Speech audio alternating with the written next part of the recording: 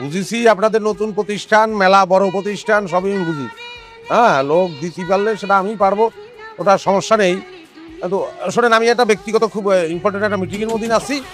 হ্যাঁ, আমি মিটিংটা শেষ করে পরে আপনাকে কল করতেছি। হ্যাঁ, রাখেন রাখেন ভাই। হ্যাঁ। তুই যদি মোবাইলে এত কথা কইস তাহলে তোর সাথে কথা কম কি করে আমি? ও আচ্ছা, আচ্ছা, অসুবিধা নেই। আমি মোবাইল সব করে অফ করে দিচ্ছি, আর কোনো সমস্যা নেই। আসলে মানুষ ভিতরে দিতে গেলে হ্যাঁ তখন সুবিধা আছে, আবার নানান ধরনের সমস্যা হয়। কি হলো? আচ্ছা আচ্ছা। মা, তোমার নামটা কি? ববিতা খাতুন। এই বাপরে, এর নাম কি জানো? আপনি জানিয়েছেন নিশ্চয়ই।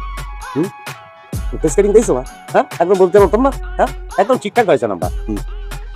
মা, তুমি সংসারের রান্না বান্না কাজকর্ম সবকিছু পারো তো? যেমন কথা বললাম।